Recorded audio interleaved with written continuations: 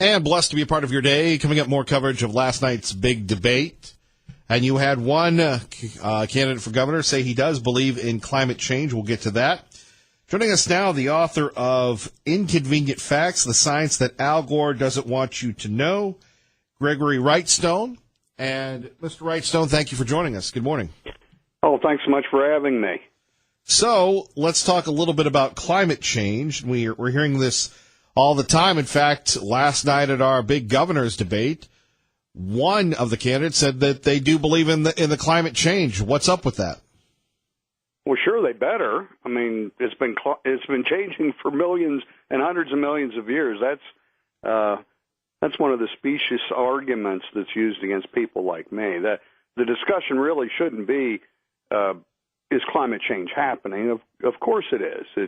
And is temperature rising and changing? Of course it is. I mean, what I say about temperature is the only thing constant about temperature is that it's never constant because it's going up and down and up and down and up and down. But the climate alarmists, what they want your listeners to believe is that the drivers behind the climate change and temperature changes that have been acting for thousands of millions of years suddenly ceased at the beginning of the 20th century, and that nature just does not work that way. Well, I'm still blaming coal plants for everything. Yeah, well, actually, the overarching theme of my book, and I didn't really realize it when I was reading it, but the totality of what I talk about is that increasing CO2 and rising temperatures are leading to beneficial aspects throughout the Earth and its ecosystems, and in relation to that, humanity is prospering because of rising temperatures and increasing CO2, and it's not even close. We see the things that are talked about, what I call the climate apocalypse events. You know them. They're drought, increasing forest fires, heat waves, and the like, toenail fungus increase. I mean, they run the gamut. But when we actually look at the science, the facts, and the data of what's actually occurring in the real world, we see those things are actually decreasing. The predicted horrific climate events that they say will afflict us are in fact becoming better. And the experts on this, if you go look, I like to talk about forest fires because everybody thinks forest fires are increasing, right? I mean, I did. You probably do, maybe a lot of your listeners, but the facts belie that. The true experts in this, looking at the big picture, it's like the Canadian Fire Service, or in the United States, the National Interagency Fire Service here, they all state categorically that forest fires have been in a long-term decline, and these experts attribute it to rising temperatures and increasing CO2. And it sounds counterintuitive, but both those things combine for increases in soil moisture content around the earth, and that, of course, dampens forest fires. Of course, we see a lot of that here in the West. I think you'd have a lot of folks arguing that we have seen an increase in forest fires here in the state of Idaho and in California and throughout the West. Yeah, there's some localized areas where they're increasing. I understand that y'all out there was I believe a beetle infestation that killed a lot of trees. Is that correct? And that provides a lot of tinder for the fires. There are localized increases, like you say, in California this year was bad. But when we look at the northern hemisphere in totality, which these researchers have done, and they looked at Asia, Europe, and North America, not just localized instances, and their conclusion was pretty stark that there's been a long term, and not just number of forest fires, but the number of area burned, and it's been significant, and it continues to decline. So while you might be you might have your somebody in Santa Barbara County who just lost their home, of course it's very sensitive for them. But again, if you happen to be in a localized area with more fires, but the big picture here with forest fires is this long-term decrease that again, the forest fire experts. And if you go to my website, I've actually got a page devoted to forest fires and climate and the relationship. So I'm showing, if your listeners are going, oh, I don't know, you can go to that page at inconvenientfacts.xyz and go to the forest fire page. Right. And you can see those charts of North American fires and how they are declining. Greg Wrightstone joining us from Pittsburgh, Pennsylvania. Kevin Miller in the morning here at KIDO Talk Radio. So let's get down to it. Has man caused global warming? We are increasing CO2 mainly from the burning of fossil fuels. Necessarily, scientifically, that has to warm the Earth to some degree. I would argue that, and many others that are like-minded, argue that warming is far outpaced by the natural drivers that we've seen. For example, we are in a warming trend, all right, and don't deny that. But the warming trend started in the year 1695. That was the depths of the Little Ice Age, and we've been warming in fits and starts since then. Well, but we've had some of the coldest winters ever. How can you say that? Excuse me? How can you say we're in a warming trend? We've had some of the coldest winters ever. Oh, yes. Well, this is, again, you have to look in the totality, the big picture. As a geologist, we shouldn't just take a look at the last season, the last storm. Too many times climatologists don't look at the big picture. So if we look at the big picture of hundreds or thousands of years of temperature data is really what we need to look at. We have been warming, and I mean we can see that from, for example, we talked about the Little Ice Age and the depths of it, and the warming trend beginning in 1695. For example, the River Thames froze on a yearly basis, and the last time that happened was 1812. So no, we've been. The Little Ice Age was horrendous. Half the population of Iceland perished. So the warming trend, we have been warming, although it's been the last 18 or 20 years. There's been very little to no warming. But again, we see that the warming and the cooling go in fits and starts, but it's been an overall trend of warming. The bad news will be if it does start cooling, because we've seen throughout history, historical references are that warming trends like we're in now have historically led to rises in civilization, rises in technology. One of my favorite parts of the book is the correlation between temperature and the rise and fall of civilizations. So we see the warming trends. We see the great civilizations rise up. You can grow a lot of food. You can feed your population. Right. So people have time to tinker, to dream, to sculpt. Mm-hmm. All right, let's go to the phones, and let's go to Sarah in Garden City for Greg Wrightstone from Pittsburgh, Pennsylvania on KIDO Talk Radio. Good morning, Sarah. Yes, we always talk about climate change, but I never hear anybody talk about the chemtrails and the bees dying, and they always say, oh, it's the warming or it's the Monsanto, but nobody admits that there are chemtrails.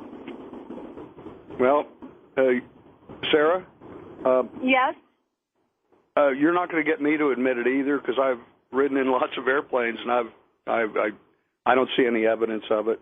I know you say you look up and you see jet trails, but no, I'm not. I'm not going to talk about that. This is because this book is dealing with science, facts, and data. Yeah. Sure. Thank you. All right, Sarah, thank you for the call. 580-5436, 580-KIDO. Many people, though, that are listening to this program don't believe in the global warming. Well, there's quite a bit of evidence to support this. We take a look at the Greenland Ice Sheet Project. We capture thousands of years of data. We've got thermometer records that go back to the year 1650, and that's captured in the book. That's actual thermometer-based temperature records showing that we have been in a warming trend. I mean, we've gone through cooling trends, but in the 20th century, well, for example, we were in a 33-year cooling trend from the mid-40s to the late 70s. I don't know how old you are, but you may remember in the late 70s we just had horrific winters. And that was the end of the last cooling trend. Those were the good old days. Those were the good old days. I remember them well, having grown up very close to you in Ohio. So, yeah, I know them very well. Yeah, so there's lots of scientific data to support that we are warming. and Well, that's really not in dispute. Although the warming, I think it is. Let's go to Dave in Boise at KIDO Talk Radio. Good morning, Dave. Good morning. I do have a question regarding climate change. Your gentleman from Pittsburgh, I apologize, I didn't catch his name. I was wondering what he believes the grand solar minimum plays into the current climate change that we're experiencing now. yeah, that's the grand solar minimum. Looks like we could be going into another cooling trend coming up. There's been a lot of discussion about that. That could well be. If we look at the past warming trends, and there have been, over the last several thousand years, there have been some very significant warming trends dating back to like the medieval warming trend or the Roman warm period. We see that those ended with much higher temperatures than what we are today. But again, correct. I will argue that the solar minimum may well play a role. We saw in what was called the Maunder minimum in the depths of the Little Ice Age, one of the lowest solar outputs caused the Maunder minimum. And again, it was horrifically cold. From everything that I've been reading, and I've actually immersed myself in this study for quite a few years after having been at the South Pole for a year. I learned about the grand solar minimum in 2015 with the solar dynamics scientists at the South Pole. And from what they said, we are actually descending into a grand solar minimum now, and that it's going to last well over 200 years. Yeah, that would be bad. I've read some of those reports. If you look at, that's the problem with predictions. I quote Yogi Berra in the book, who said that making predictions is really tough, especially about the future.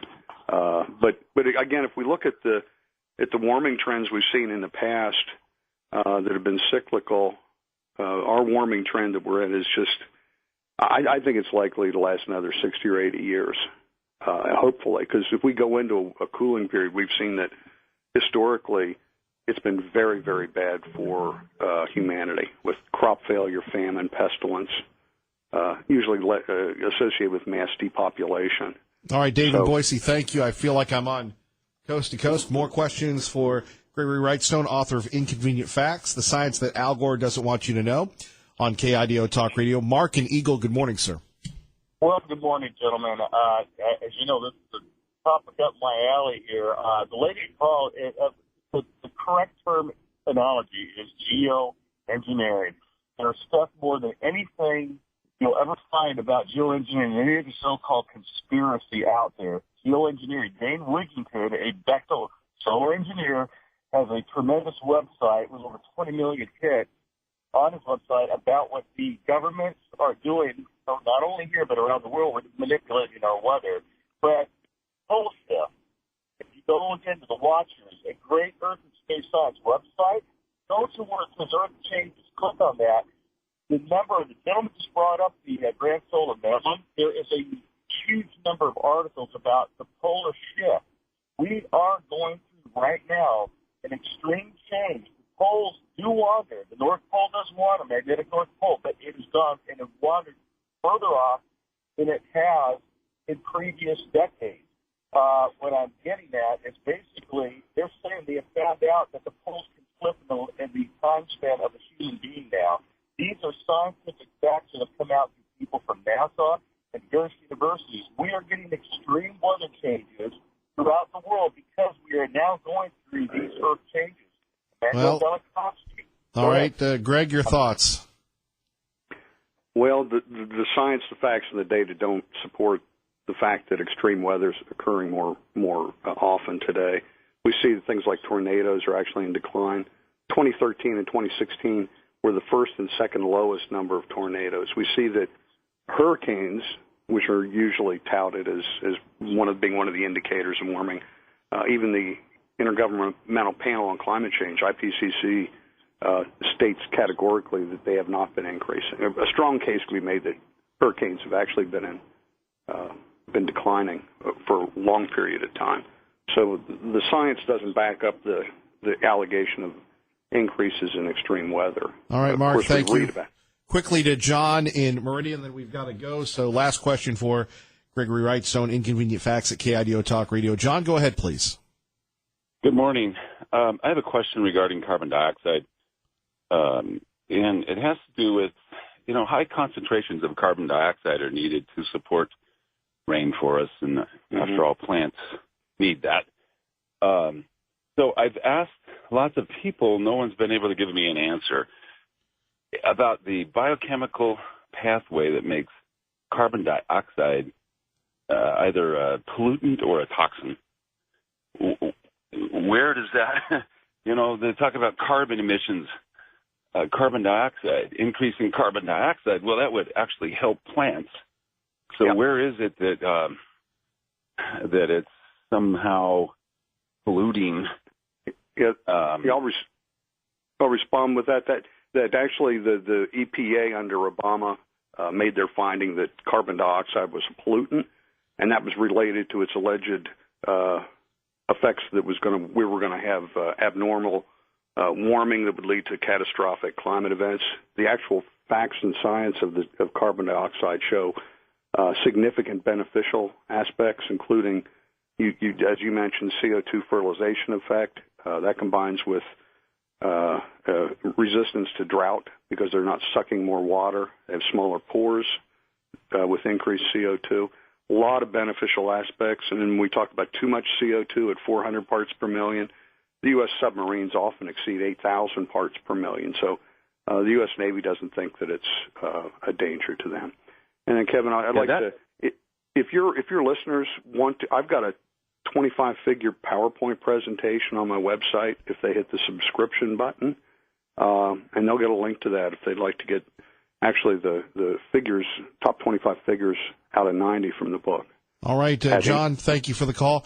Greg, quickly, your website?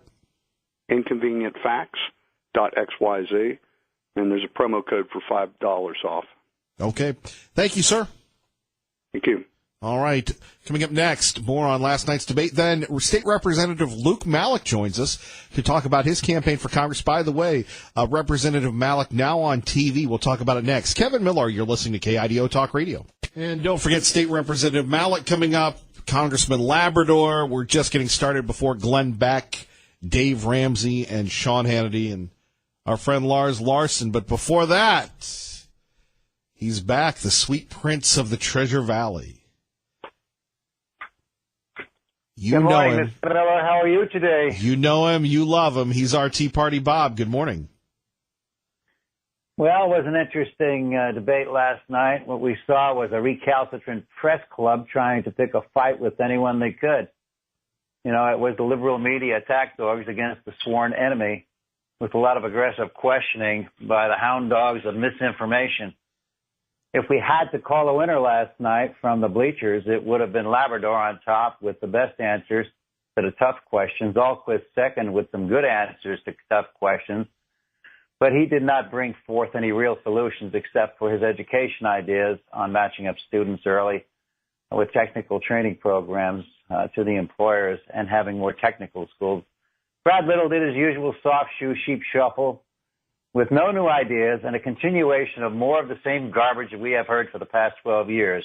And it appears that Brad's been spending too much time listening to Al Gore with his climate change comment. Boy, that was huge. That was huge last night, wasn't it? Oh, yeah, I think everybody heard that. They heard that back in New York. In fact, Al Gore is still trying to figure out who he is. Tommy talked tough and says he has business plans for all the government agencies. So I say show them to us and stop talking about them. Like I said yesterday, show us what you're going to do. Don't talk about what you're going to do. We need some radical change in our state government, not more of the same. Labrador's right. He needs to ask for the resignation of all the agency heads and have them reapply for their jobs. He is absolutely right when he says we can find $1 billion in cuts to government spending and waste. He's going to give us tax cuts and bring rates down to 5% on individual, corporate, and sales tax with the elimination of the grocery and personal property tax. That is huge. And I've been arguing for some time that there's almost $500 million in unjust and unneeded state sales tax exemptions given out to political cronies that need to be rescinded. Little says our government is Yes. For people that didn't watch the debate last night, which is everybody but you, me, and even pro-life didn't watch it, so just you and me, I guess, here at KIDO Talk Radio, what was the big moment for you?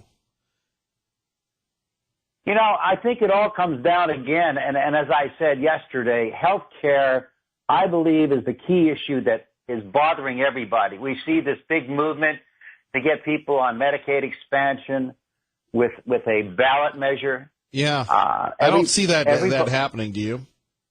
I don't see it happening either, but it tells you that this is something that's on everybody's mind. You know, Labrador had a much better handle on a medical care and how to get premiums down with more transparency.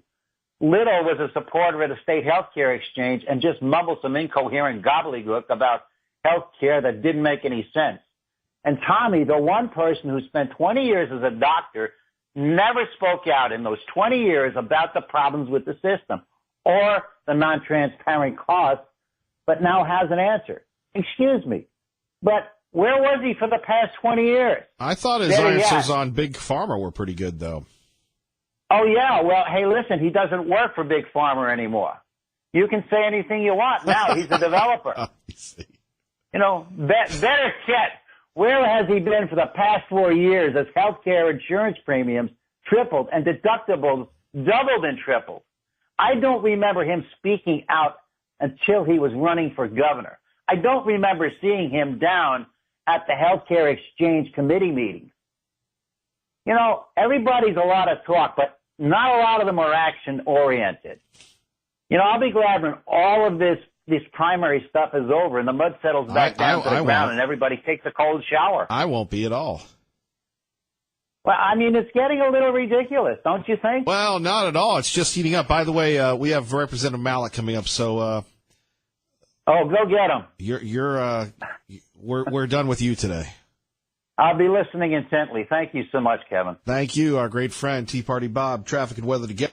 KIDO Talk Radio. Let's find out what's happening in your world. Good morning, Maggie. Good morning. And do want to remind you, for a limited time, your chance to win 50 hours of tutoring for you, your student, for your student in your family, if they're struggling with a subject or getting ready for the ACT, the SAT, go to Grade Power Learning right now at KIDO Talk Radio. All you have to do is write a 100-word essay on why education is important to you and what it would mean to your family. That's at KIDOTalkRadio.com. We'll pick a winner. 100 words doesn't mean much.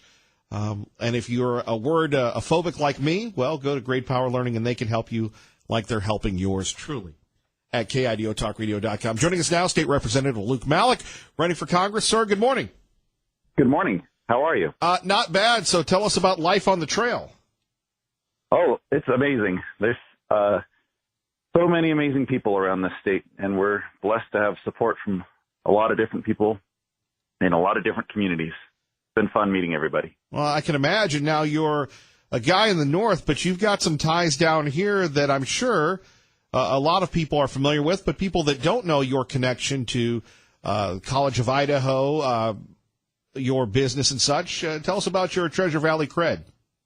Yeah, so I did my undergrad at the College of Idaho down in Caldwell, and then my partner and wife and I own a law firm, and we have an office in the Boise area as well. So we're down there quite a bit. We've got clients down there, and obviously I stay in touch with the College of Idaho.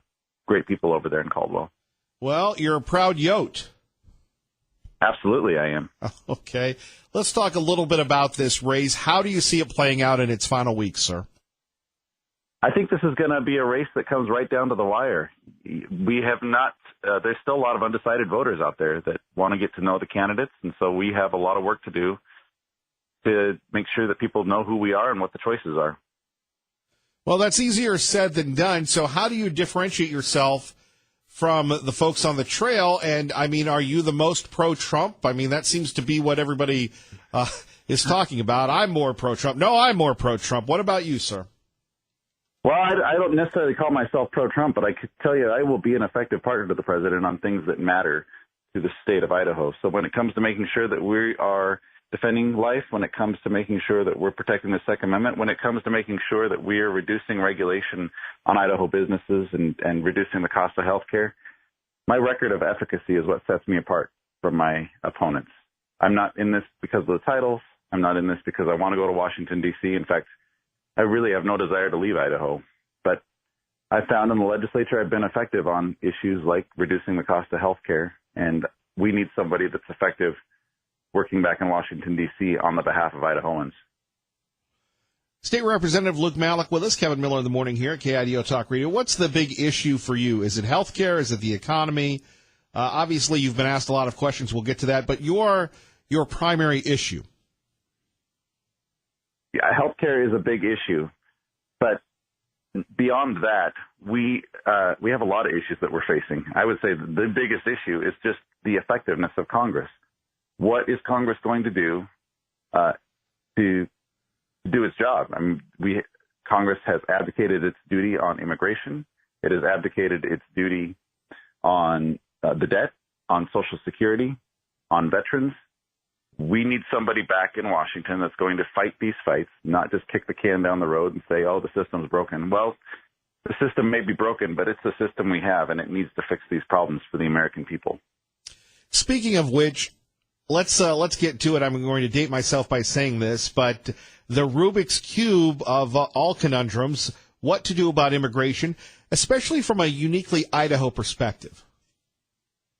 Yeah, well, Idaho faces the same problem that a lot of states do, but Idaho industry does depend on a good system, a fair system, and the Constitution clearly lays out the authority and duty for Congress to manage our immigration system, and Congress isn't doing it.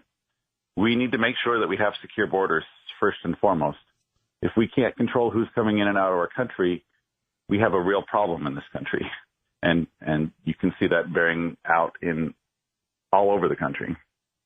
But we need a system that can be followed. And this is an issue that's very close to home for me. So my wife and her family are immigrants, and they did it the legal way, which meant they spent thousands and thousands of dollars and years and years and years trying to get into this country, and were successful in the end. But it shouldn't be that difficult for people that want to contribute to a thriving economy and bring their family values to our country. And so we need people in Congress that are going to work to fix the system, secure our borders, fix the law. Because if we don't have laws that are followed, we undermine the entire rule of law in our country. So we need to make sure that we have laws that are followed. Because right now they're not. We have hundreds of thousands of people, millions of people in this country who don't know whether the law is going to be impacting their families, their businesses on a day-to-day basis because the laws aren't being followed. We have an unjust system in this country, and it's Congress's job to fix it. We need people that are willing to go back there, not pretend like their political career is more important than fixing this problem, and actually take it on. Speaking of which, your thoughts on the wall? Well, I'm for the wall if that's the way that we secure the border. But I think even the president will tell you we need a matrix of tools along the border, along both borders, actually, in order to ensure that we have safe access and are secure here in our country. State Representative Luke Malek with us. Kevin Miller in the morning here at KIDO Talk Radio, candidate for Congress. What does it mean, win, lose, or draw, to leave the legislature, sir? The legislature has a very special place in my heart. I had a dream of serving in the legislature from a pretty young age because I saw the impact that the legislature had on my community up here in the north. And I've certainly been able to be a contributor to my community, to the state of Idaho, through the crisis centers, through the battles that we've had on healthcare, making sure that we have more local control, making sure that we have resources and have maintained our autonomy here in the state of Idaho, working to get broadband to schools. So those issues that have had an impact on our state, making sure that firefighters have the healthcare coverage they need, it's been a tremendously rewarding experience. And I know that I'm going to be a lot more frustrated in Congress, but I know that we'll be able to get things done on behalf of Idahoans back there, too. Speaking of getting things done, obviously the looming problem, Senator Crapo talks about it all the time, the debt and the deficit. Absolutely. Another place that Congress has completely abdicated its duty. And we need people in Congress that are willing to go back there and have this fight. We have to change our value systems in this country. Somebody asked me this question the other day. What choices are going to have to be made? I said, well, we make choices like this in Idaho all the time. In Idaho, we have to have a balanced budget. That means we have to forego some of the things we want in the state of Idaho, even if they're a good idea, because we have to have a balanced budget every year. And we need a balanced budget at the federal level. We need a budget at the federal level. And that means we're going to have to do away with some of the things we consider nice so that we can set our country up for the next 100 years. Well, that's easier said than done. What would be your plan? There's several things that we can do. Obviously, waste, fraud, and abuse is one of those things. But we have to look at some of these programs that are really taking a tremendous amount of capital out of our system and say, what are we going to do to make them solvent long term? Because we're floating them and we can't do that forever. So, and we need them. So Social Security, we're going to have to take a hard look at Social Security and Medicare and say, how do we make these problems or these, the problems with these go away? How do we make these programs solvent? Yep. That's been a problem for quite some time. State Representative Luke Malek joining us here at KIDO Talk Radio, running for Congress. Now, and pardon me for saying this, you're a young guy, right? 36. All right, so you're a millennial. Well, I've never had a Tide Pal, if that's what you're implying. But it's not an insult. It's a compliment. No, and here I'm going to build up to it. And whether you're a millennial or a Generation Xer or baby boomer, there's an issue that you're probably closer to than anyone else, and that is the, again, crisis of debt when we're talking student loans. I'm sure you talk to constituents when you're at the College of Idaho, when you're on the trail. That is a big problem. You have people that are getting ready to retire and paying off their mortgage, but still have the looming crisis of dealing with student loan debt. The Obama administration tried to reform it a little. Other people have talked about refining it.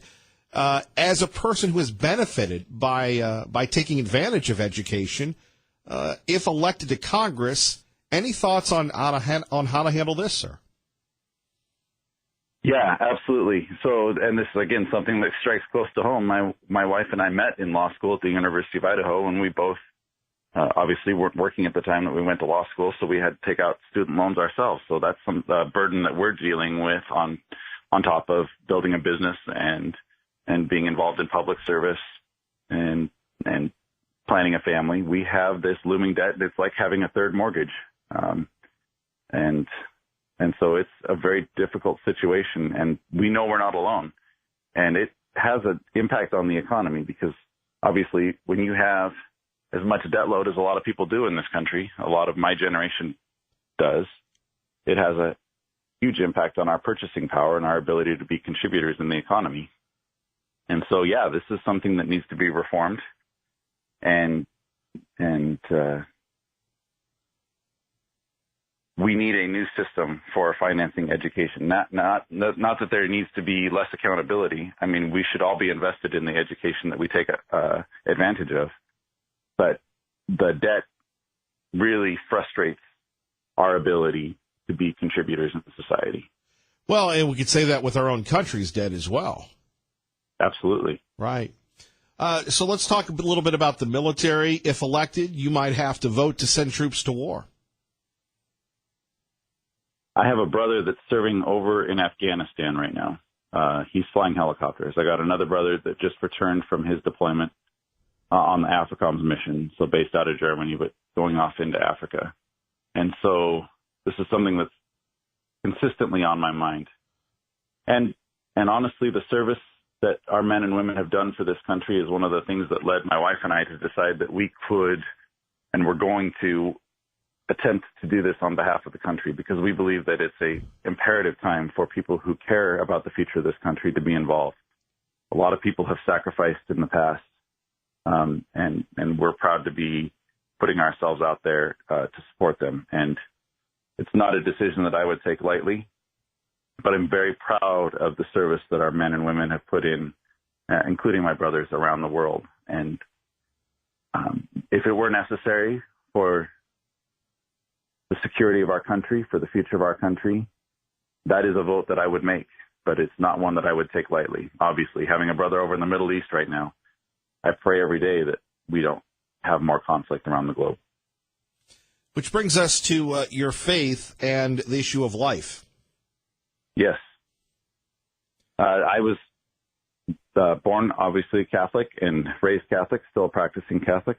And it's something that's very personal to me and my family. And I will fight to defend life, period. And I mean the unborn, but I also mean protecting human life, something that's very personal and close to me.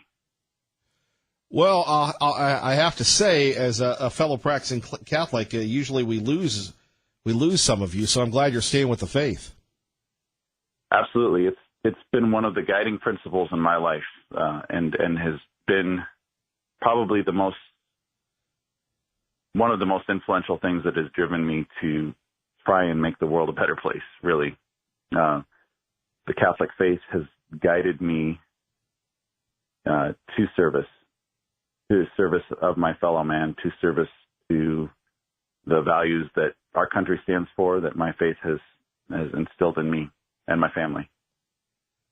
Finally, succeeding Congressman Labrador, your thoughts on that mantle if elected, sir?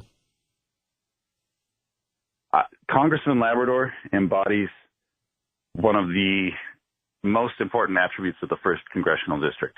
And the 1st Congressional District runs from Canada down to Nevada. And throughout that span, there's some tremendous diversity, both in geography and the economy. But one thing that stands out in every single person I meet along the way, along that 600 miles, is a fierce independence. And Congressman Labrador is a fiercely independent person. And I view myself as a fiercely independent person. I'm passionate, and I will not bow to being obedient to any special interests or what a politician should be. I mean, I can't tell you how many times I've been told I need to shave my beard, but I'm from the 1st District in Idaho. I am who I am, and my constituents are who they are. They don't need the federal government in their life. They're not going to be obedient to anybody else's idea of what they should be like, and neither will I be. And I think that's part of the legacy that I'll carry on from the current congressman. Representative Malek, we'd love to see you next week or anytime you're in town or on the phone. Please keep us in mind and to update the voters. If people would like more information on your campaign to get involved, what can they do, sir? LukeMalek.com is the best way to get involved. We have a sign-up sheet right there, and we would love the support. We'd love the help. We want to build a team that is responsive to the needs of Idahoans when we're in Congress, and we'd love to get you involved now. Well, thank you, sir. Don't be a stranger. Thank you very much. I appreciate the opportunity. Have a great day. You too. Representative Malek joining us. Your thoughts next. Kevin Miller, KIDO Talk Radio. Tommy Alquist just showed why he's not qualified to be governor of the state. I've heard from a lot of people that knew Raul before he went to Washington, D.C., and he was a pretty nice guy. But since coming back, I think the people at home are going to see through who he really is. Again, he spent $3 million attacking me, and now he's standing here on the stage trying to say that he's a nice guy, and I'm not. I think people can judge for themselves. And coming up, Congressman Labrador will join us next hour, get his thoughts on last night's debate. Phone number is 580-5436, 580-KIDO. Traffic and weather together. Let's get you to work safely and on time. Good morning, Dave. Oh, enjoy it while you can. Of course, summer just around the corner. And Miller's Mission. Join us coming up the 21st through the 26th of May. We will be once again at the Walmart on Garrity Road and Franklin Boulevard in Nampa, collecting clothes for kids. That's right, clothes for kids, courtesy of our friends at the Boise Rescue Mission. Help feed and clothe Treasure Valley families throughout the summer. We will be there for a week, living there once again, doing our very best. Won't you help us help Treasure Valley families? That's coming up May 21st through the 26th. More details at KIDOTalkRadio.com. Brought to you by the Boise Rescue Mission, Team Mazda Subaru, and our friends at Camping World.